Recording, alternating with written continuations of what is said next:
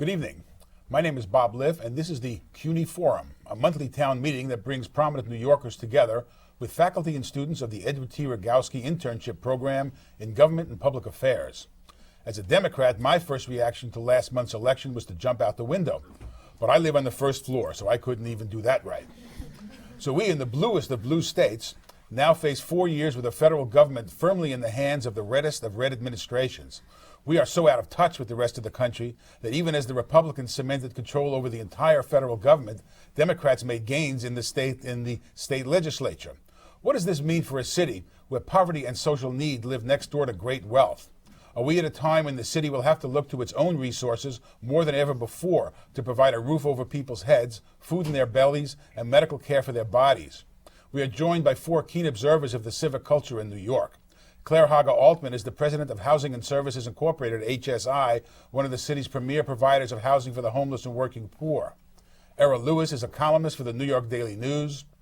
Evelyn Hernandez is the editor of the editorial pages of El Diario, La Prensa newspaper, and Kenneth Sherrill is a professor of political science at Hunter College.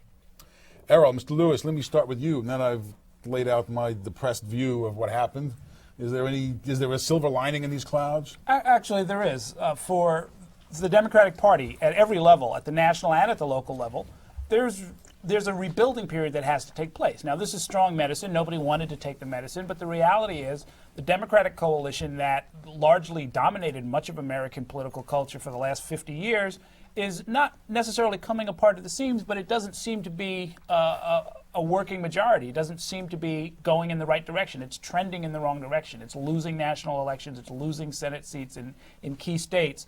And so people who are concerned about the progress of the party and its ideals are going to have to ask themselves, how do we put together a farm team? How do we do what the Republicans did in the 1980s and 1990s? I mean, this is not mysterious. This is all written out, that what you do is you start running people for school board, you start running them for state assembly, you start running them for city council. You nurture them, and you get together a farm team that can start to win majorities, that can start to win elections. So on every level, I think it's a time for building. And to the extent that you want to think about the future is now. You can lay the seeds now for victories 10 years from now, 15 years from now. Hernandez, El Diario is the main voice of the Latino community in the city, and the issue menu is immigration, healthcare, the issues that affect everybody in the city. How does El Diario see the future? Are you hopeful? Well, we see the next 4 years to be pretty much the same as the last 4 years. So depending on what your opinion is of what the last 4 years have been like in this city, you can take it from there.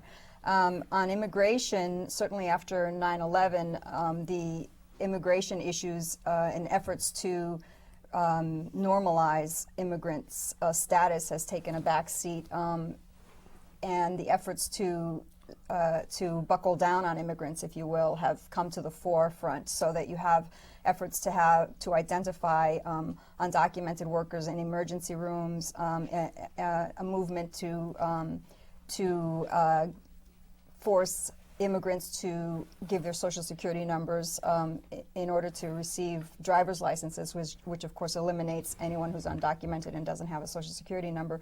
So you have all these kinds of efforts going on at the state level and at the local levels. New York City is actually has some good policies towards immigrants, but when you're looking at policies that involve state and federal governments, the scene changes. What you'll find with Latinos in general is that the Latino community's agenda of issues are pretty much the same as most Americans. Education, healthcare, jobs are top issues with Latinos.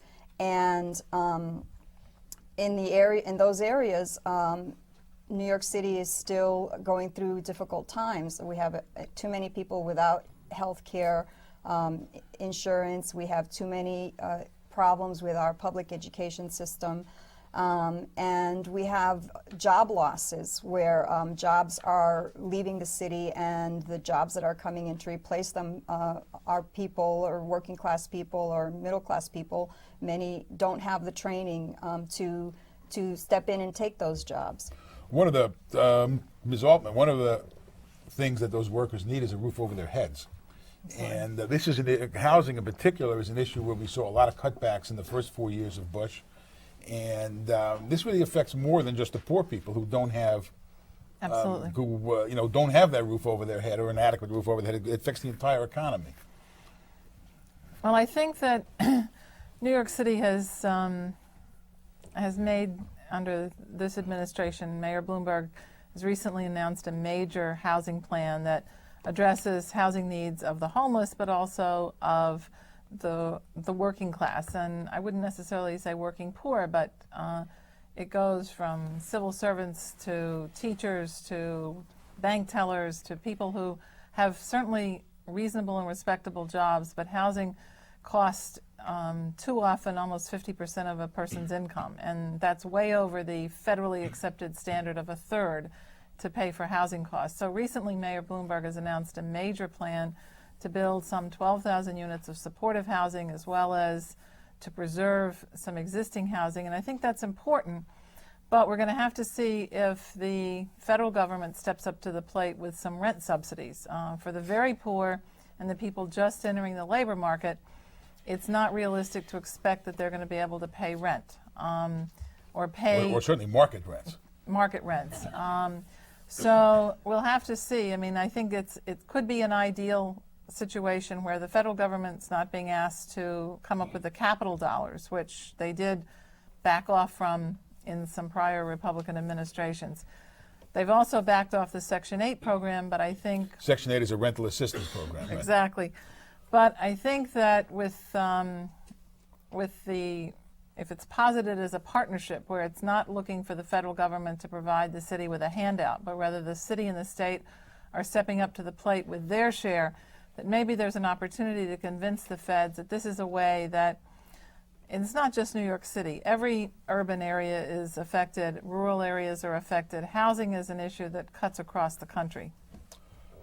Professor Sherrill, when we go to Washington to seek this help that we may or may not get, and more likely will not get, we're approaching a government that was just elected where we're essentially way out of touch. We were talking before that Fahrenheit 9/11 sold $120 million worth of tickets, and The Passion of the Christ sold $370 million worth of tickets.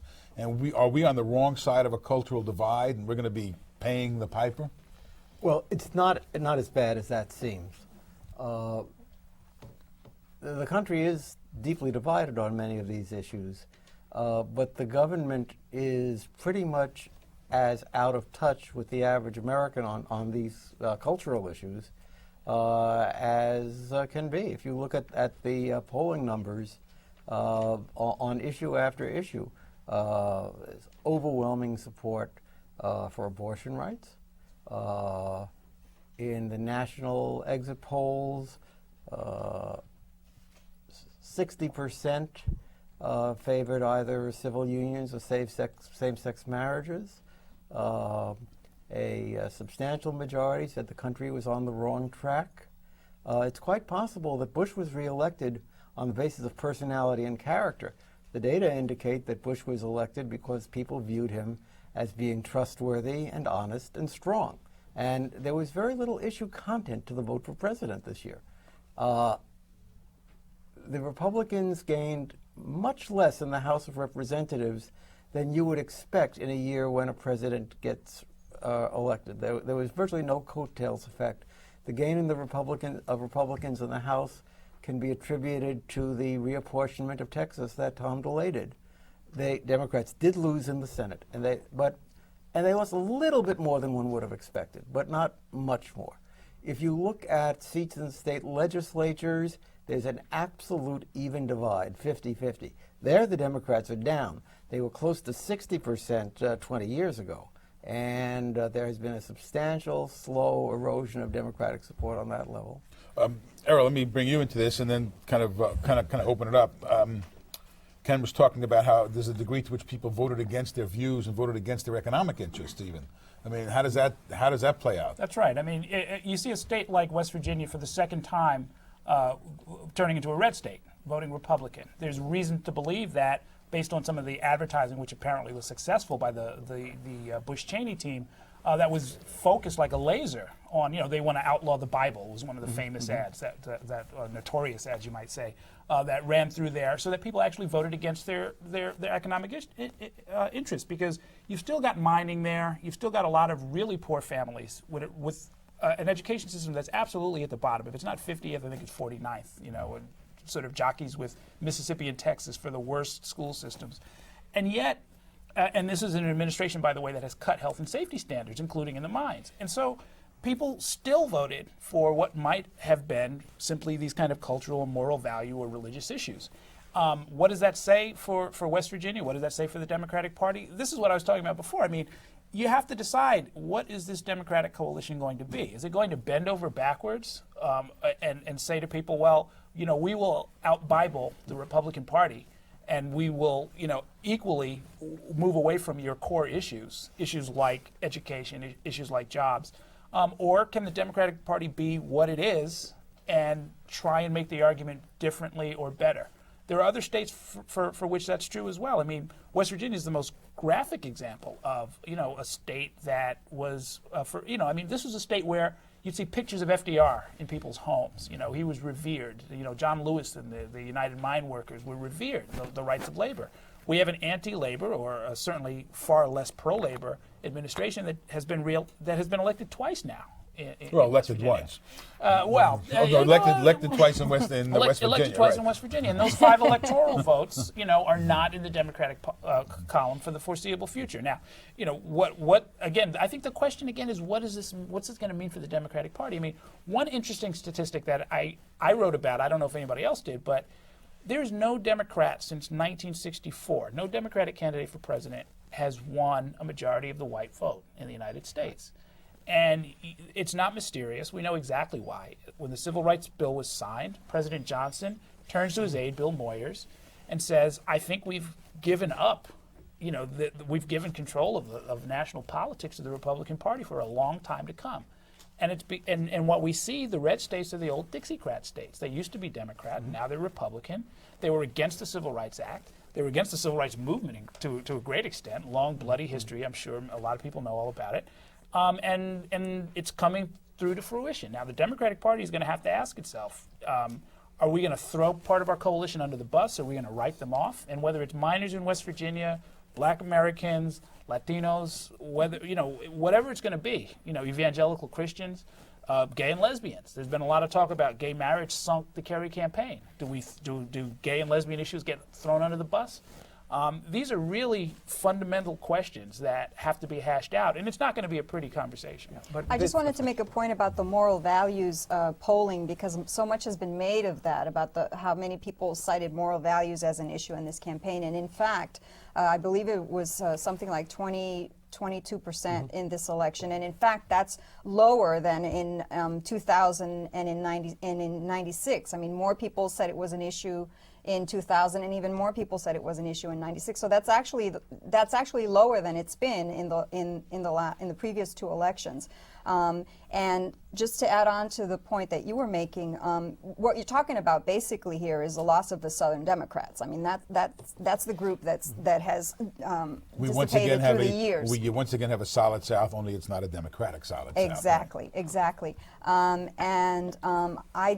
do believe that the Democratic Party has to really reassess, as has been said here, who it is that the party represents or should represent or needs to represent, and then take a firm position about what shape that representation is going to take. The Republicans at this point seem to be much more sure of themselves as a party and have a much better identity as a party than the Democrats. The Democrats are all over the map, and that showed up quite literally in this election this year when you looked at the results. You see, that's the key point, is that the Republicans communicate that they're sure of themselves, and the Democrats communicate that they are not sure of themselves.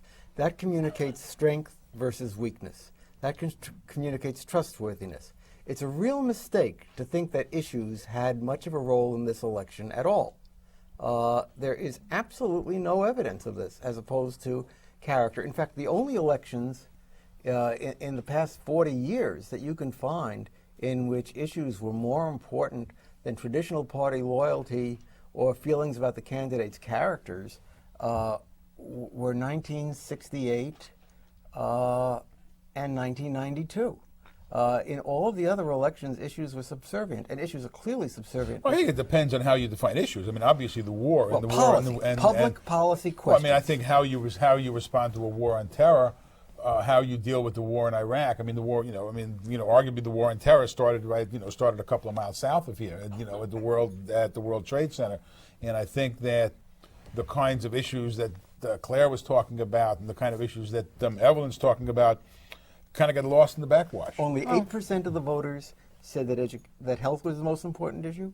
Only 4% of the voters said that education was the most important issue. Well, I think the war on terror is also that was also an 19%. issue. Okay.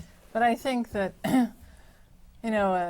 Professor Sherrill's absolutely right that people focused, and so Evelyn was saying too, they focused on who can we trust, who can we feel confident with, and I think the next 4 years or the next 8 years are the time when the Democrats have to make it very clear that people are not better off when they don't have health insurance. They're not better off when they don't have housing, when education is very poor, when job training is non-existent. And I think we're seeing across America, not just in urban centers, but you can go to suburban California where kids grow up and have to live at home because they can't afford housing. They're still working in an $8 an hour job, maybe even with a college education.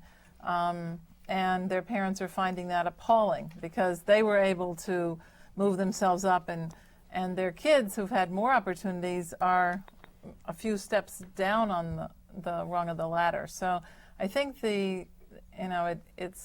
it's partly issue focused, but I think partly being clear about what the issues are, and as Professor Sherrill said, not looking like you're wishy-washy. And then I think a lot of Americans really get the point that, yes, we need to have a war on terror, but is it being fought the right way, and is it being fought with resources being expended greatly at the expense of what we need locally? I don't think it's been, and I think the humongous numbers that we see being spent in Iraq and the deficit going up, people they're not computing that means less jobs, less housing, less health care in this country. I mean, I think that's a message. And ultimately higher interest rates that are going to affect housing development. And you're absolutely right. It was not really made clear during the campaign. The United States has been in Iraq at this point longer than it was in Europe during World War I.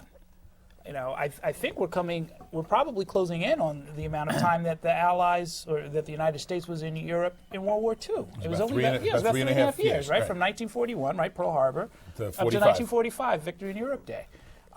It's a major, it's costing $1 billion a week. It was not hammered home, I think, sufficiently. And it is off budget. It is not part of the president's budget. The cost of the war in Iraq is an off budget item. Yeah, this is a major undertaking. Did the Democrats take sufficient advantage of it during the campaign? I don't think so. Now, on the other hand, I didn't think the war was such a good idea in the first place. They really couldn't figure out in the Kerry campaign.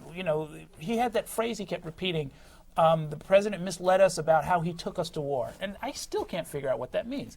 Are you in favor of the war? Are you not in favor of the war? I think that's the level of simplicity that people wanted and required. I mean, this is what voters want to hear. If the answer was, this was a mistake, we shouldn't have gone there, we've been there longer than we were in Europe during World War I, let's call an end to the World War, at least this phase of it, and let's get out of there. Since, of course, one of the problems of planning for the next election or the next war is fighting the last war or the last election. Right. But there was a significant argument within the Kerry campaign in particular that in the last week, instead of going back to focusing on the war and on foreign policy, to talk about the issues that have brought the Democratic Party, the majorities that you talked about from FDR, certainly up through Reagan and then continuing on through Clinton, which is to go back to the Social Security issues, go back to the housing issues, go back to the fact that not only are we losing jobs, but the jobs that are replacing those are paying a third as much and don't carry benefits. I know, Claire in particular, you're not just doing housing. You have a whole integrated series of services that people who are, especially homeless people, going into housing situations have to deal with. So the Democrats did not go back to the kinds of baseline bread and butter issues that got them there in the first Right, place. because what you hear back from the voters in terms of what was an important issue in the election is an echo of what the candidates say in a campaign. And you know, the candidates educate the voters as to what's important by talking about it. And what did the voters say was important? The things that they heard Bush saying. They did not say that the things that they heard Kerry saying were important. Okay, jobs in the economy came in at 20%, 22% for moral values, but then you look at Iran and terrorism, and you see that Bush basically dominated, or the Republicans dominated the discourse. The Democrats lacked a clear message. You're absolutely right. Had they gone back, or had they hit hard on domestic issues all through the campaign, there's a good chance that they would have educated enough voters to put it over. After all, Bush was reelected by the smallest margin of any president reelected since Woodrow Wilson. I mean, this was not an overwhelming victory. One of the interesting things that I think as New Yorkers we can appreciate is that you talk to New Yorkers and the overwhelming experience or the remaining emotion from 9/11 is sadness about what happened to the people, about what happened to our city. You talk to people further away, and it's this kind of rage, And I saw a lot of the concern that people have, this obsessive concern with national security, where people are saying, "I've got to vote for Bush because those terrorists want to come and burn down my silo." And the reality is, there are no substantial threats. There's never been any kind of a plot. New York has been hit twice. Nobody's trying to get the silos out in Kansas, but people want to get into this thing, and these emotions that were maybe pent up, and all of this TV watching they've been doing for the last 3 years, stirring up all of this, this sort of desire to sort of have contact with the war, and that's why I think it was the main issue in a way that New Yorkers don't really quite understand. It's And like how ironic that in the one place where people have actually witnessed a terrorist attack on the United States, we went so strongly with Kerry. Well, same with D.C. It got hit, and went even more strongly for Kerry. But one of the reasons why this happened was that, unlike our previous wars, people couldn't rush out to do something. You couldn't give blood. You couldn't go do Red Cross work. And the frustration, in fact, builds up to this, this tough guy sort of thing. It's emotion, not rational political thinking. But I think I would agree with what Errol was saying, that war triggers such basic emotions of survival, that people are willing to put jobs and education and healthcare and housing behind that because we have to survive. I remember growing up in the 50s, and the Cold War was a threat, and they got school children to be convinced that there was a communist. Did you have to duck under your desk? Absolutely. We did. And it was, and so as a third and fourth grader, you're completely brainwashed that the communists are right around the corner. And I used to try to convince my parents to build a bomb shelter in the backyard, and thought that they were being irresponsible not doing it. Now it would be a nice wine cellar or something. But I think that's that goes across race, it goes across class, it goes across gender, and I think that as long as this terror phenomenon is built up in people's minds, then it's very hard to get to the issues. Let me ask you, since I do want to look forward here, not just beat a dead horse. I don't know if it's a dead horse. What is at stake? Let's look at the issue of housing. What could the federal government do to us, and what could the federal government not do for us now? Just a few specifics, just to get a sense of what is or isn't on the table. I think that there's no need that we need to get housing back on the agenda, and I try to remain hopeful. As a nonprofit organization, we're apolitical, and we work with all administrations. I try to believe that at some point, now that the election is over and people aren't trying to win an election, maybe we can focus on the issues. And that we've got a non-existent housing policy. We need to create a housing policy. There's no question that there were some failed housing programs, some expensive housing programs, but one program that's worked very well, the low-income housing tax credit, which has built thousands and thousands of units. It's a program that, as far as I know, and GAO has done audits, has virtually no scandals, maybe because it's run by the IRS, and that's, they tend to run a tight ship. But that provides a tax credit for, it really works best for corporations to invest in low-income housing. And in New York City, low-income housing covers a broad band. 60% of median income, family of four making $35,000, $38,000 is considered low income in New York City. And you have many, many working people at that level. So the tax credit could be expanded. Right now there's a cap, X dollars per person in the state. That could be expanded. I mean, that's really it's diverting tax dollars possibly from the war to housing, but that's a sort of as of right choice to do. The other thing is modest rent subsidies. Right now it costs about $3,000 to house a family in a shelter bed, basically, or a couple of beds. You can run very decent housing with some support services for about $1,000 a month on a permanent basis. Now, Mayor Bloomberg has, I think, been very forward-looking and said we're going to spend less money on shelters and more money on permanent housing. But he's going to divert some of the $700 million that the city and the state spends on shelters to housing, but there is a need for rent subsidies. I mean, Evelyn, how you watch this stuff very closely. How likely do you see a government responding to these in particular are kind of supply side, if you will, because you're talking about people who build the housing. You know, maybe you can build up some corporate support for some of these things, because the Section 8 goes to the landlord, the tax credit goes to people who create housing. I mean, are the seeds there to do something? I mean, or do you think that there's a hostility to New York? Well, I think we need to ask ourselves why our Republican mayor and our Republican governor aren't being more successful in making these programs work. And I think that there's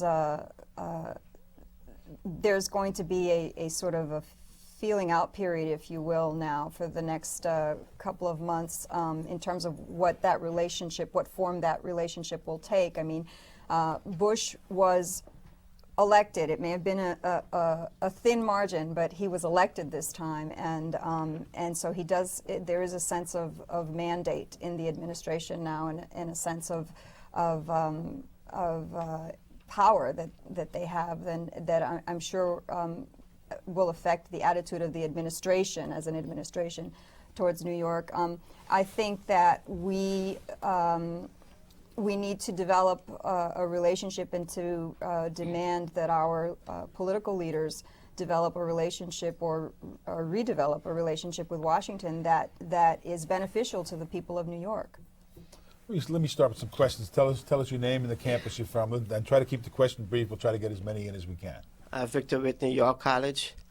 The Kerry administration campaigned heavily on healthcare and bringing jobs back into the country. However, they still lost the election. The Bush administration won significantly on moral issues. Do you think that starting from now, the Democrats should start at least looking at moral issues, concentrating and focusing on it more? And if they do, how liberal could they be? Well, it's not true. I mean, it's simply not true that moral issues determined the election.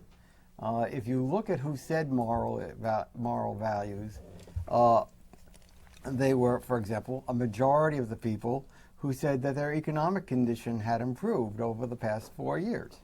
They were a majority of the people who said that they weren't worried about the cost and availability of health care. They were white, Protestant, Christian fundamentalists who attend religious services once a week or more, who 51, 52% voted for George Bush, so on and so on. It was basically the core Republican voter. And it was a residual category. If you don't survey research, you have 4 or 5 specific issues on a list, and then you have a category which is effectively something else, that is moral values. It's going to attract responses. I understand the numbers, but I wouldn't be too quick to dismiss that, because as you yourself say, a lot of these same people, for whatever reason, happen to be white evangelical fundamentalists. We saw during the Republican convention, they had ingrained into the podium this cross, this Christian cross, right? I mean, it was talked about. You know, the Republican organizers of the convention said, we don't know what you're talking about, you know, and yet there it was. I mean, I covered the election. I was down in the Bible Belt, and it's real. I mean, it's real. When Karl Rove has been saying for 4 years, there were 3.5 million evangelical Christians who didn't vote in 2000. Their victory this time was going to turn on getting them out. And it turns out that they won by about 3.5 million. I mean, there's these little pieces, I think, that strategically you'd have to say, at a minimum, it's a fact on the ground, just because everybody kind of thinks that this is what happened. But I think that there's something to it. It was certainly a core part of how the base was mobilized. It's a factor, but you know, it's also a fact that there are religious people who live in New York and in Connecticut and in California and the states that went for Kerry, and I think it's very dangerous. What I see happening is, I think, is a very dangerous thing, which is that we're assuming that the Republicans have cornered the market on moral values, and I think we also need to remember that not everyone who voted for Bush agrees with everything that Bush has to say, and not everyone who voted for Kerry agrees with everything that Kerry has to say. And it wasn't a monolithic vote either way, and neither of the candidates and none of the candidates has cornered the market on moral values. I will say that I think that Bill Clinton's genius was to speak about jobs, to speak about housing, to speak about health care as values issues, as kind of, you know, Exactly. that those are family values. Putting a roof over your head and a meal in your belly is not a family value. Something that Carter did very effectively in '76. I mean, he basically ran on the New Testament. Both Southerners. Yep. Exactly. Yes, ma'am. My name is Sancha Doxley, and I'm from Brooklyn College. This question is directed to Professor Sherrill and also to Ms. Hernandez. About 3 years ago, the state of New York passed a law that allowed undocumented immigrant students to get into the City University of New York system and also CUNY. And a lot of progress has happened. A lot of students have gotten an opportunity to go to school. And I believe there are at the time anyway, there were about 3,000 students who entered. 2,800 of them are in the CUNY system. And these students are doing remarkably well. And they're doing a great job for CUNY and for SUNY. Do you see CUNY and SUNY or the other immigrant groups in New York playing a major role in getting these students legalized? Because even if they do have a degree, there's not much they can do. Well, I don't think you get legalization through this Congress. I mean, you know, they are not about to expand citizenship rights. What's more likely to happen, and there's a move on in New York City to do this, is to extend the right of vote to people who are not citizens. There is nothing in the Constitution that prevents a state or a city from saying that people who aren't citizens can vote. And that's where the action is going to be. It's on the local level, not on the national level. And in fact, there's precedent in the old school boards. Your only requirement was that you were a parent of a child who was in public school, and you could vote in the school board elections. So there is that precedent. There's one piece of legislation that stalled in Congress this year called the DREAM Act, which is in fact a bill to extend to allow undocumented students to receive federal money to go to college, and there's also a component in the DREAM Act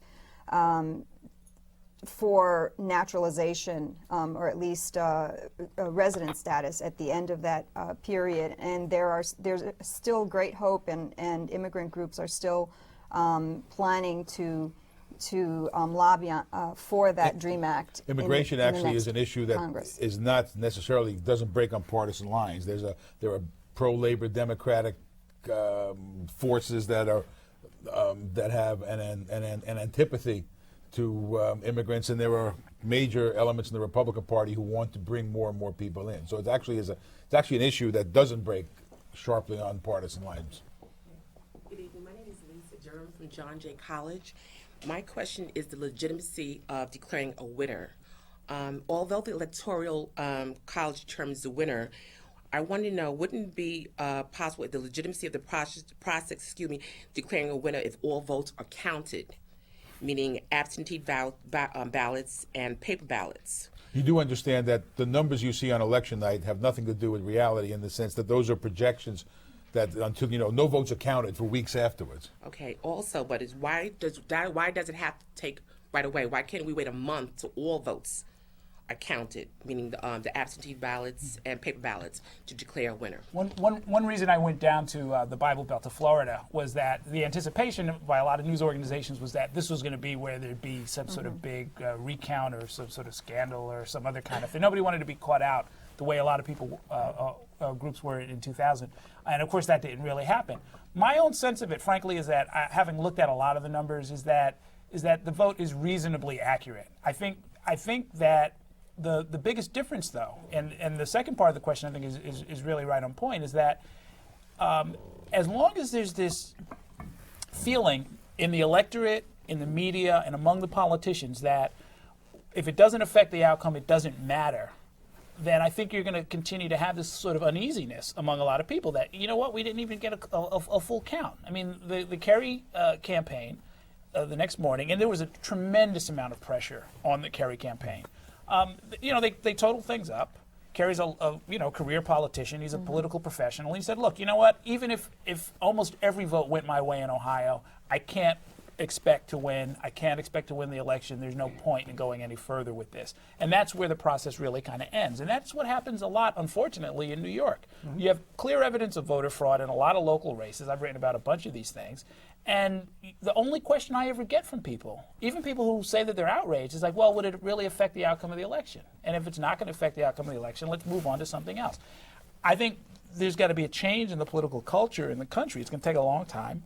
But get people into the habit of saying, like, look, let's get this right. Because, look, it doesn't matter if there's a minute left in an NFL game, right?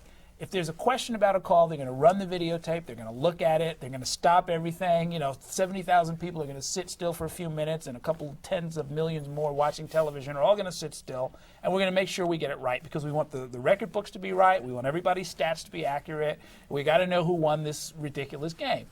The national elections are at least as important, and I think it's going to be up to everybody to sort of make clear that they treat it that way. Yes, ma'am. Good evening. My name is Valerie Katz, and I'm from Queens College. As you said, there have been already steps to limit undocumented aliens, such as getting driver's license. Do you believe that the administration is going to take any further steps to limit the rights of undocumented aliens? And if so, how is it going to affect the economy? Anybody want to jump in? It's kind of the same. Well, I think if you took every undocumented immigrant and threw them out of the country tomorrow, our economy would grind to a halt immediately. And I think that that's a reality that that anyone in government is quite aware of. So at the same time, which is part of the reason you have Republican support for exactly, and why you have labor support for immigrants. And in fact, there are unions that actually work with employees to help them in the legalization and naturalization process, because it makes complete sense to do that for them. At the same time, you have the Patriot Act, and you have this war on terror happening, and all sorts of limitations on immigrants, and that's manifesting itself in a lot of negative ways with just some fundamental discrimination and fundamental denial of human rights.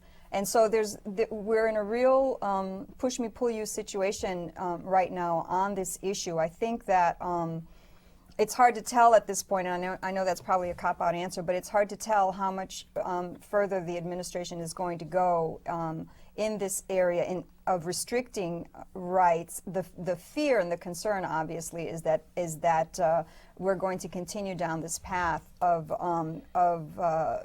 creating situations that push undocumented immigrants further into the shadows, and that has all sorts of implications, for the economy, and also in terms of the public health, in terms of criminal justice. Because if people are afraid to talk to the police, that's going to that's going to affect the police's ability to solve crimes and to me prosecute just- people who are breaking the law. Just briefly engage on this, because I do want to go back to the questions. Is kind of implicit in the question and in your answer is the creation of immigrants as like the great other. That they're not like us, and that there's a long history whether it's the homeless or the other, ethnic groups have been the other. Is this loose in the land again? You guys have been watching this for a long time. Sure, it's absolutely. Just as an aside, my understanding is that the two CUNY students who just won the Rhodes scholarships were out of status for at least part of the time that they were here. It needs to be made clear that if you want to cut off your nose to spite your face, if you want to, cripple not just the economy but the cultural achievements of this city and the country, then this is the way to do it. To be mean-spirited, to be narrow, to just attack immigrants.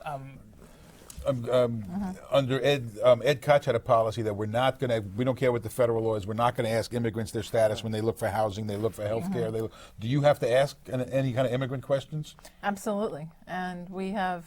Are you mandated by federal law? Is that why? You can't get Section 8 rent subsidies if you're an undocumented alien.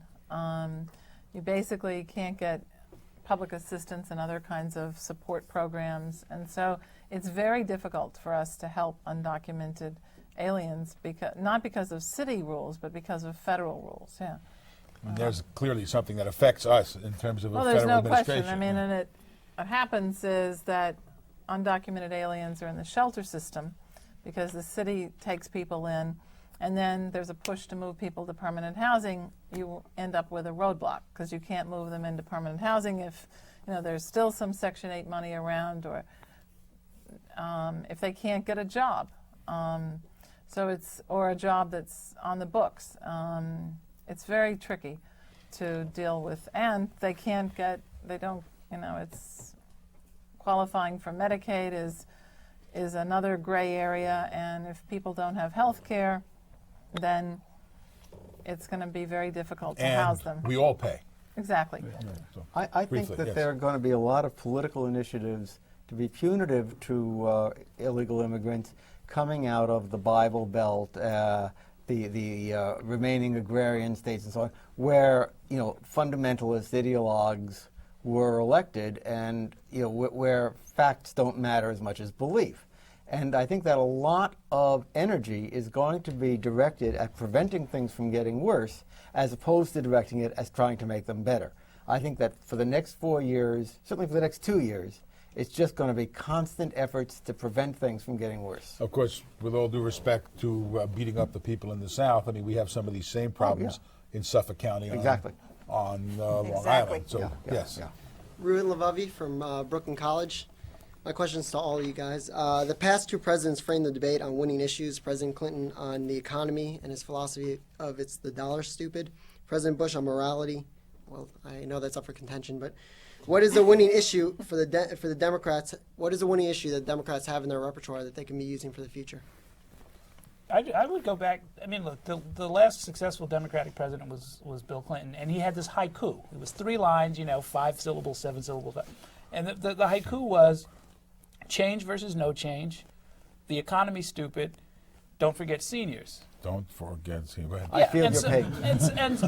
And look, the Kerry campaign did, I thought, a great job. And Democrats just tend to be more credible when you talk about Social Security and senior citizens. That's an important voting constituency. It's something to work on and to grow. I think jobs, management of the economy. I think on these cultural issues, and one more sort of arrow in the quiver were these referenda all around the country, including in Ohio, and they didn't really mean anything. They're probably unconstitutional, but they drew out a certain vote to try and ban gay marriage, and so it linked with a lot of other issues, and they kind of got something going there. I think it's the packaging of a number of different issues where the Democrats leave it looking like a Christmas tree. We sort of want to get out of Iraq, but we're going to be just as tough, and we sort of want to make some jobs, and we don't want jobs going overseas, and we're kind of pro-immigrant, but it never came together as this is what we stand for. We stand for an opportunity society. Yeah, political. I think the other thing that we need to focus on is that the Democrats need to focus on is the deficit. I mean, we went from getting rid of the deficit in the Clinton years to building it up. I think a lot of Americans, and I think this is true of the Bible Belt group and the Middle America group, have always understood that mortgaging your future is not a good thing.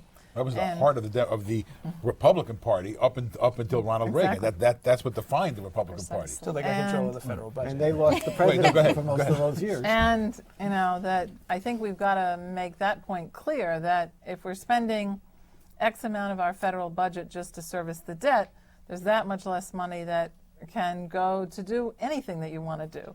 And I think that frankly, you can, the American view is that it's irresponsible to have high credit card debt. The same thing is true of the federal government. It's irresponsible to have this level of debt. Well, this debt service is an incredibly important issue, whether it's the city where you pay 17, 18, 19 cents of a dollar to pay off bonds, to pay off the debt before you ever hire a cop or a sanitation worker. And the MTA, you're all going to be paying higher subway fares in large part to pay off past capital debt and future capital debt. And I think it's a critically important point. As a reporter, I covered the debt crisis in Latin America, and it actually taught me that the deficit actually does have to be covered, and it yanks money out of the credit pool. So it's something that, as a liberal, it took me a long time to realize it wasn't funny money. Yes. Amy Rubenschneider, Brooklyn College.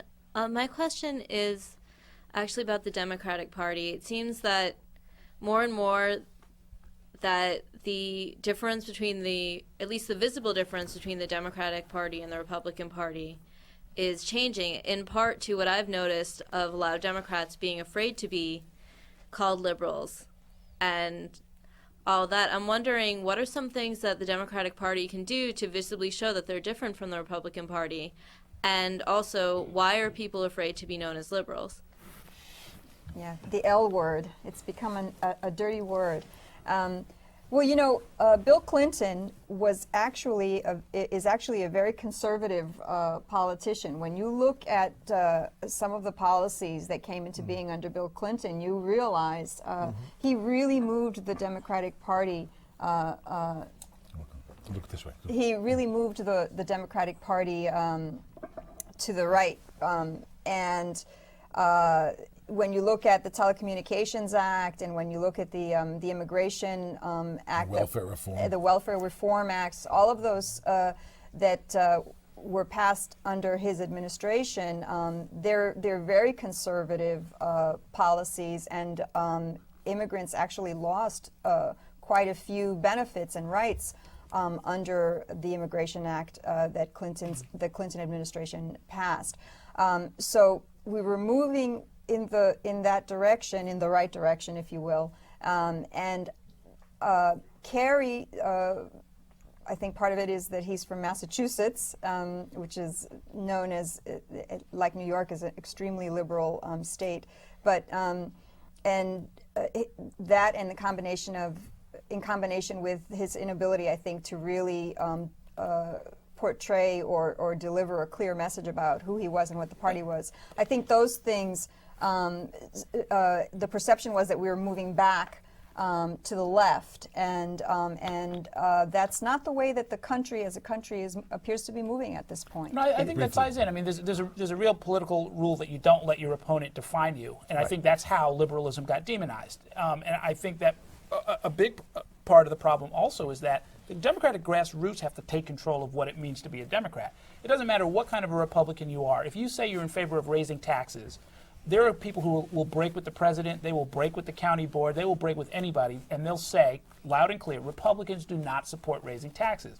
It's the Democratic base that has to take other kinds of issues, whether it's health care, whether it's education, whether it's immigration, and say, I don't care who you are, I don't care what you want to win, this is what we're about. We're in favor of organized labor. We're in favor of protecting the rights of minorities. We're in favor of free speech. We're in favor of whatever it's going to be. But I think that's how you get But that requires serious local organizing, and that it requires an organizational base.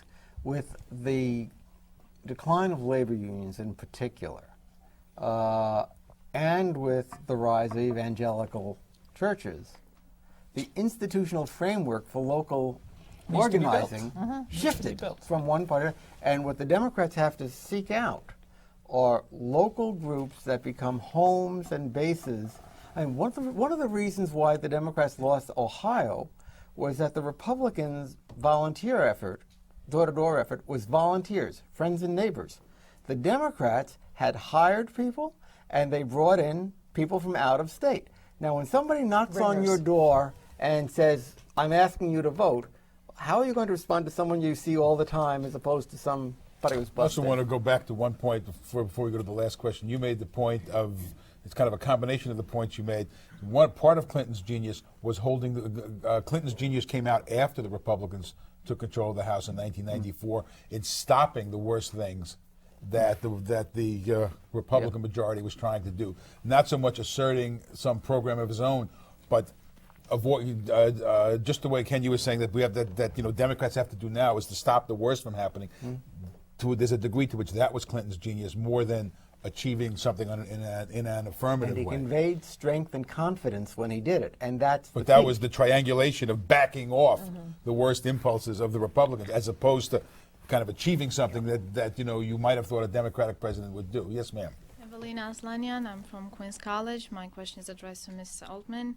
Assuming that all of these immigrants receive all these benefits that you've mentioned, including housing, do you think, or rather, do you think the citizens or people who have passed through this naturalization process will reflect negatively toward this decision to give the immigrants all these benefits?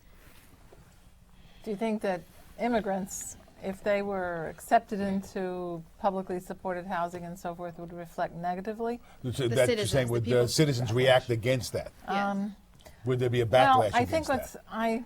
I understand your question. I think what's important is that we also need to take care of, I think if it were just focused on that group, maybe there would be a backlash. I think that we also need to take care of protecting the existing affordable housing we have now, like the Mitchell-Lama programs in particular, where there's an absolute right for owners to buy out of the programs. And as a lawyer, I don't think constitutionally you can change the rules of the game downstream. However, we've proposed, for example, that the state and the city give the tenants a right of first refusal to match a market price.